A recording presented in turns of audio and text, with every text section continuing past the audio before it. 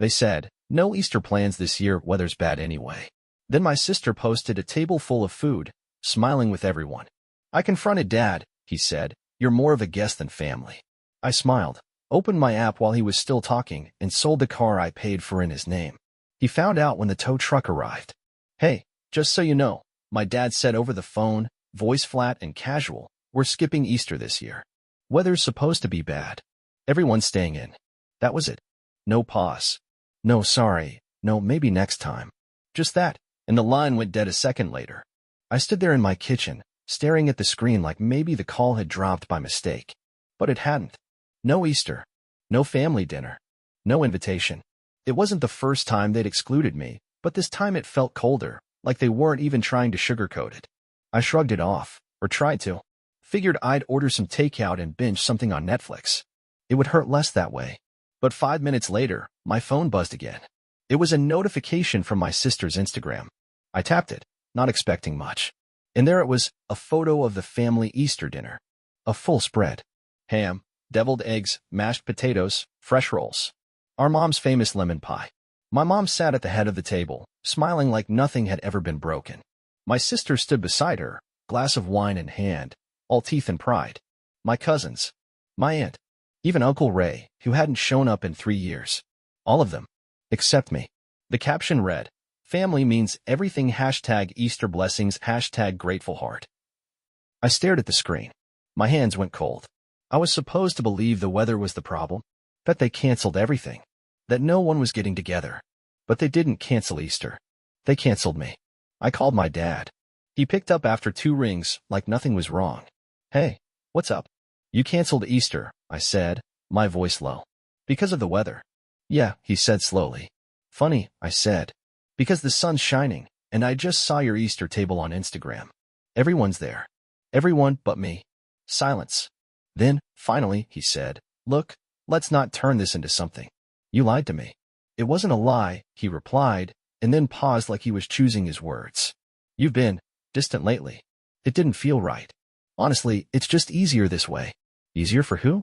I asked. "For everyone," he said. "Look, you're more like a guest these days than family." That did it. That line hit harder than he probably meant it to. But while he was still talking, still justifying, still pretending like this wasn't cruel, I opened my phone. I tapped into the one app he forgot I had access to. The app connected to his car. The one registered in his name but bought with my money. Monthly payments, insurance, all of it, handled by me. I clicked 3 buttons. Confirm sale. Done. The tow truck arrived 2 hours later. He found out when the driver knocked on the door. And I smiled when he called, because that was just the beginning. You'd think it started with Easter, but it didn't. This had been building for years, slow, poisonous drops filling a cup until it overflowed. Let me take you back. For the last 7 years, I've been helping out my family. It started small. Gas money for my sister. Groceries for my parents when the furnace broke and they said they were strapped for cash. Then it became covering the difference on bills. Then it became expected. Every month, I sent them money.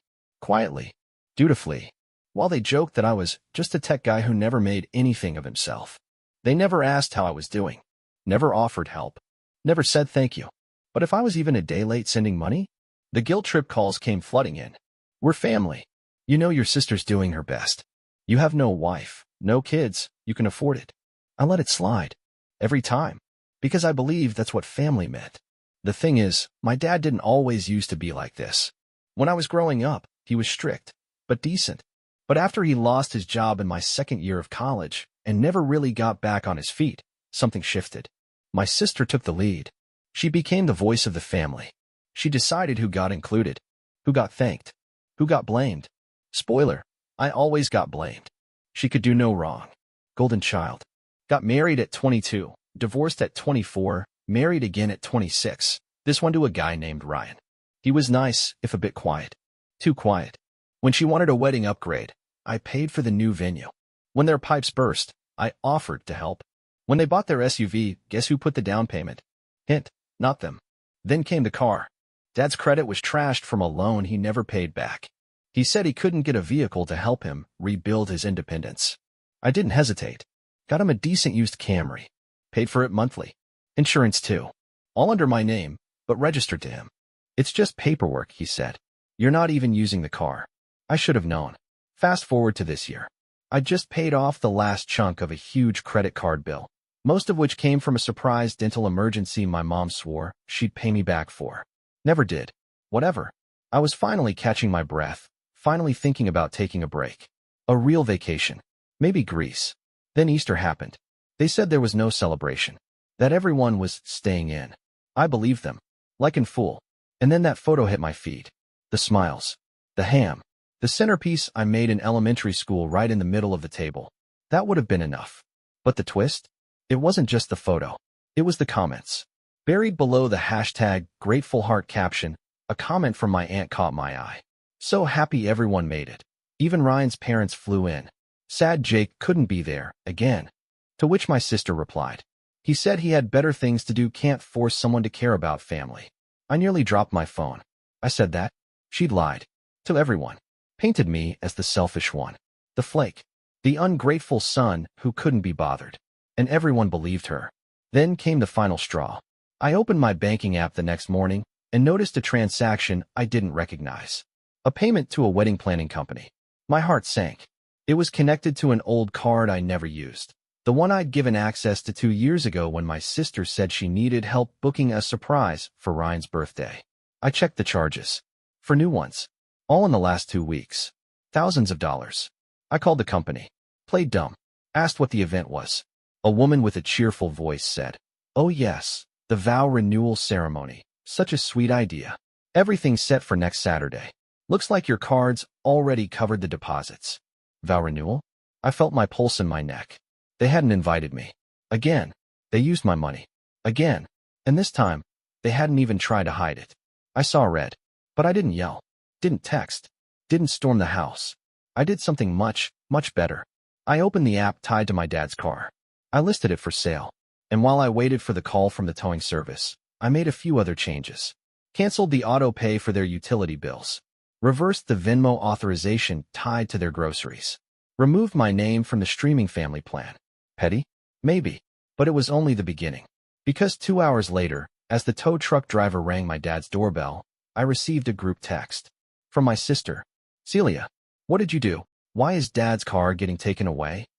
"Dad, did you sell the car?" "That's our car." "Me? No. It was in my car. Registered to you because your credit score is low.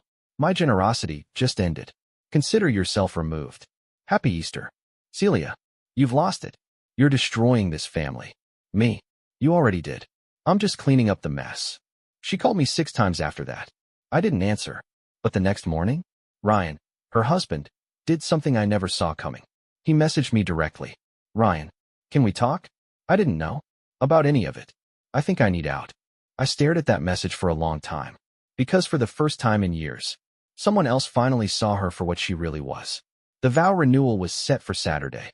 Private garden venue. Handwritten vows. A white canopy strung with fairy lights. I knew every detail, because I paid for it. Correction, I had paid for it.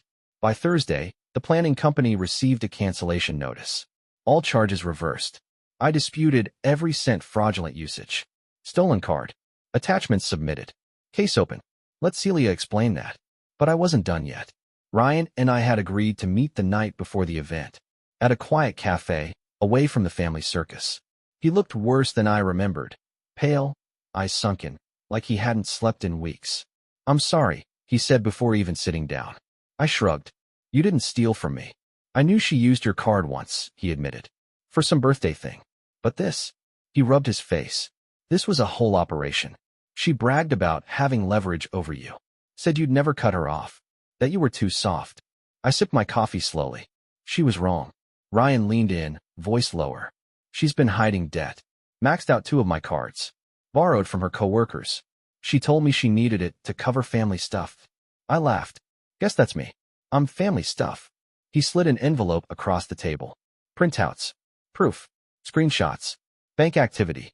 I figured you might need it." I took it and didn't even look yet. "You leaving her?" "I want to," he said quietly. "But I'm scared of what she'll do." I nodded. I understood that fear. But I had no time left for fear. Saturday came. I wasn't invited, of course. But I showed up anyway.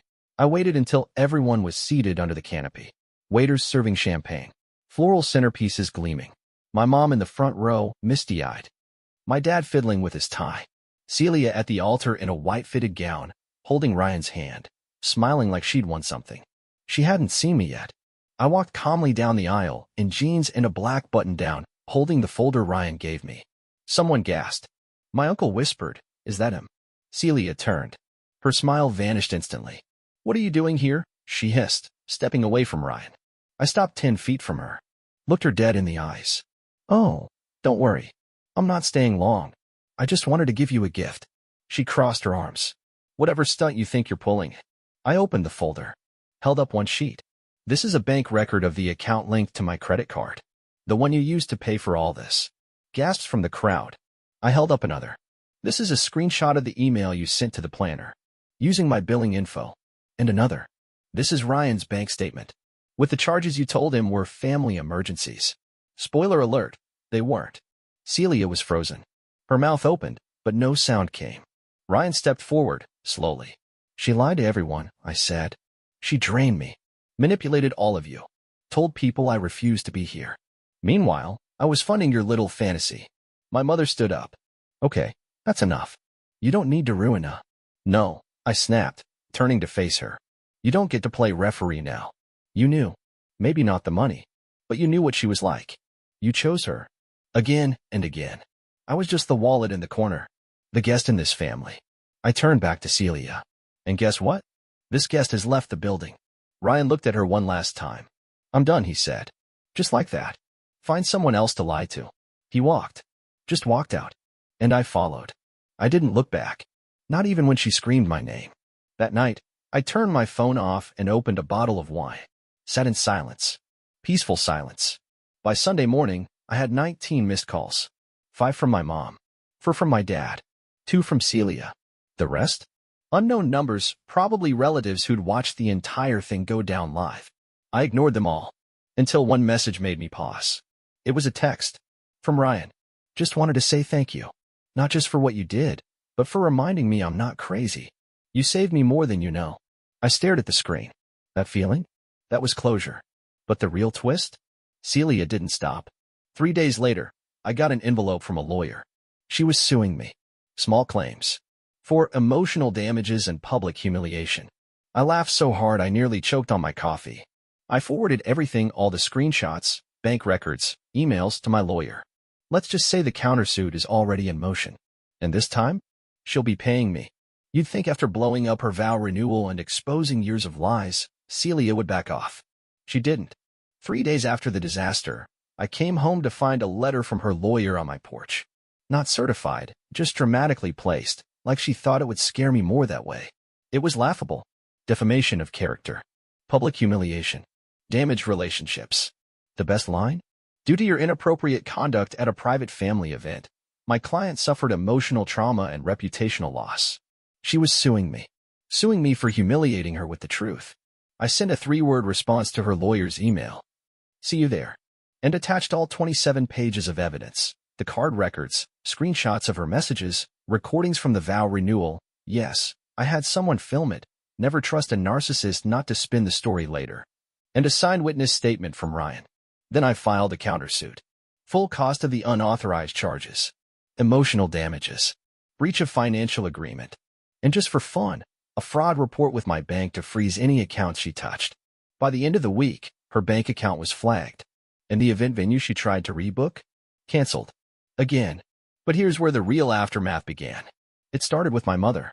She showed up at my door, unannounced, clutching a plastic container of banana bread like it could undo a decade of betrayal. I didn't open the door, but I watched through the peephole as she stood there for 10 minutes, whispering into her phone. Then she knocked again. "Sweetheart," she called. "We just want to talk." Of course. My phone buzzed a moment later. A voicemail from my dad. His voice tight, rehearsed. "You've made your point. Now it's time to stop this circus. You're tearing the family apart." Funny. I thought they did that. Then came the texts. One after another. "Celia. You win. Happy? You ruined everything. Mom. We never thought you'd go this far. Why couldn't you just talk to us? Dad. You're acting like a stranger. Where did the son we raised go?" And finally, this one. "Uncle Dave." I watched the whole thing. You did what the rest of us never had the guts to do. That one hit different. I replied to only one person. Ryan, how are you holding up? His answer came back almost instantly. Free. First time in years. Got a lawyer. Filing for divorce next week. Also found a new place. And a therapist. Then he added. Celia's spinning. She told your parents you hacked her accounts and brainwashed me. They're eating it up. But I'm done. I'm done lying for her. I thanked him. I meant it. That night, for the first time in months, I slept without waking up in a sweat. 2 weeks passed. Then the shockwave hit, just not the one I expected. My cousin Becca, who'd always been Celia's little cheerleader, messaged me out of nowhere. Hey. I had no idea it was that bad. She told us you ghosted the family because you were too good for us. I'm sorry. Then. Also, did she really use your card for the entire wedding? I sent her one screenshot. Her reply. Oh well. She told Grandma you donated. And that's when the real twist landed. Grandma called me. She'd been quiet through the whole thing, a silent Switzerland in our family drama. But this time, I saw the video, she said calmly. What video? The one your cousin filmed. You think it didn't make the family group chat? My heart dropped. I didn't send that. Of course not. But someone did. She exhaled slowly. You were right. I was wrong to believe she'd changed. I've made some financial decisions recently. I want you to know. You're getting the house. I froze. Grandma. Don't argue. I should have done this 5 years ago. She would have pawned it for handbags. You've always shown up, even when we didn't deserve you. That was it. Validation. Real, solid, overdue validation. I hung up, sat in silence, and let the relief wash over me. But then my phone lit up again. Celia. This time, it wasn't a threat. Not a scream. Not a guilt trip. Just 2 words. You win. I stared at the screen. No. This wasn't a win. This was a reckoning. And it was just getting started. It's been 3 months since I tore down the illusion figuratively, of course. The vow renewal? Cancelled. Celia and Ryan? Over. Divorce filed. The lawsuit? Thrown out. The judge took one look at my evidence and asked Celia's lawyer, Are you serious? My countersuit? Still pending, but the word settlement has come up more than once. And when it lands, I'm donating half of it. To a women's shelter. Under her name. Petty? No, poetic. My parents? They haven't spoken to me since the court date. Mom tried once, sent a photo of the empty dining table on Mother's Day with the message. Hope you're happy. I didn't reply. I just smiled, closed the message, and poured myself a glass of wine on my own balcony in my new apartment in a new city, 3 states away. They didn't know I was gone. I didn't tell them. I didn't owe them that. The house? The one my grandmother promised? It's mine now. The papers came last week. She wrote me a letter, a real one, on paper, with shaky handwriting and more wisdom in 3 sentences than I'd heard from my parents in a lifetime. You kept giving when everyone else kept taking. That ends now. This is yours. Not because you paid, but because you never asked for anything. I cried when I read that. Not because I needed the house. Because for the first time, someone saw me. Sometimes I wonder if they miss me. My mom. My dad. Even Celia. Do they sit at their now smaller table and realize what they did? I doubt it. They've spent so long twisting the truth that reality probably feels like betrayal. But the world didn't end when I left. Mine began. I started running again. Started writing. Made actual friends. People who don't ask for money every time I pick up the phone. I even booked a trip. One-way ticket. Greece. Remember that vacation I never took? Yeah. I leave next week. The last message I got from my sister came 2 nights ago. Celia. You should have just kept being quiet. Now everyone knows who you are. I stared at it. Then I typed. They do. And for the first time, so do I. Blocked. Done. So here's the thing. If you're reading this and you're still trapped in that role, the family bank, the emotional punching bag, the scapegoat, I want you to hear this clearly. You do not owe anyone your silence. You do not owe them your wallet. You do not have to set yourself on fire just to keep them warm. Sometimes, walking away is the most loyal thing you can do, loyal to yourself. Because being family means showing up for people when it matters. And sometimes, it means walking away when they've shown you, over and over, that they never will. And you know what? I've never felt more free.